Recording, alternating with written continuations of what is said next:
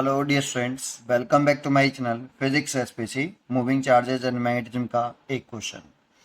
N electron is moving circular path under the influence of transverse मतलब perpendicular magnetic field 3.57 10 - 2 Tesla.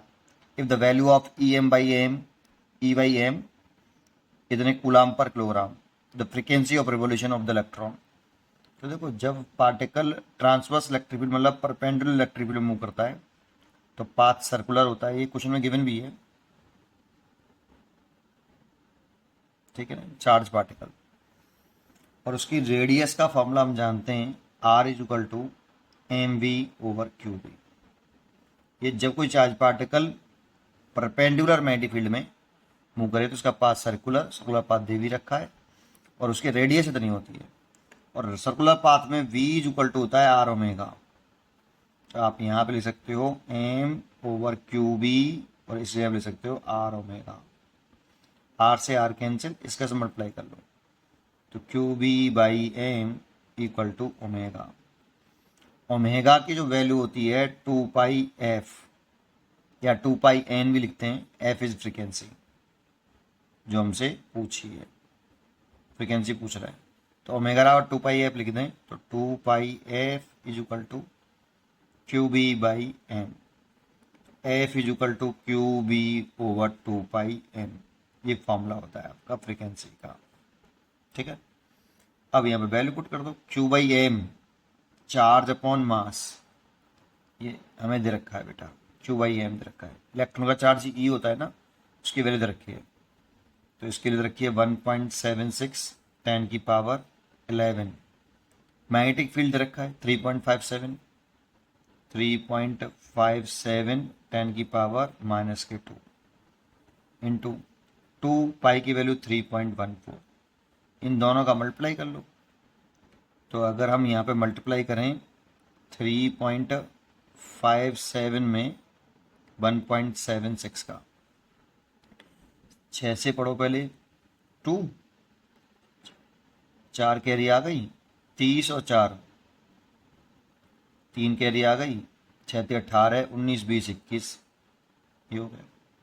7 का पढ़ लो 9 4 carry आ गई 30 30 और 4 नहीं 7 35 35 और 4 49 9 हो गया।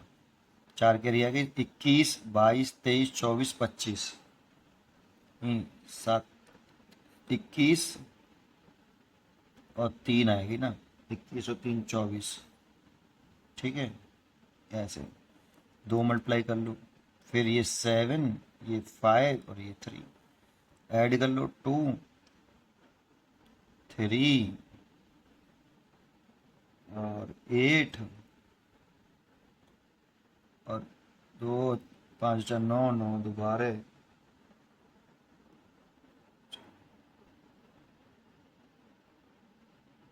ये 2 आ गया, ये 6 आ गया और 4 बार पढ़ लग गया, यहाँ लग गया।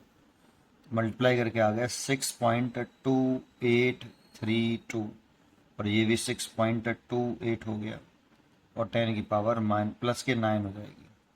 11 में से -2 घटा दिया। अब सोच लो, अब देखो ये लगभग बराबर है, 32 है, लेकिन कितने डिजिट बाद है 32?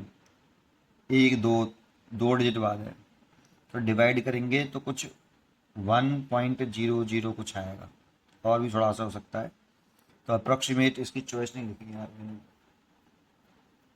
ठीक है। इंटू 10⁻9 ये हर्ट्स हो गया बेटा, तो 1 इंटू 10⁻9 हर्ट्स के आसपास इसका लगभग अप्रोक्सीमेट आंसर आ रहा होगा।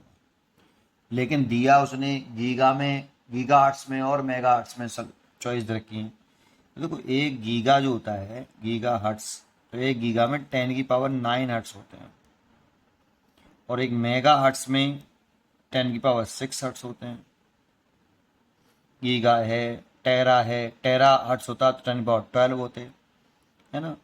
तो ये गीगा हर्ट्स में दे रखा है उसने, तो एक 10⁻9 हर्ट्स की जगह पे हम गीगा हर्ट्स लिख सकते हैं, तो इसकी जगह पर गीगा हर्ट्स लिख लो तो 1 गीगा हर्ट्स। ये इसका आंसर हो गया। उम्मीद करता हूँ कि आपको ये जरूर समझ में आया होगा। पढ़ते रहिए और खुश रहिए।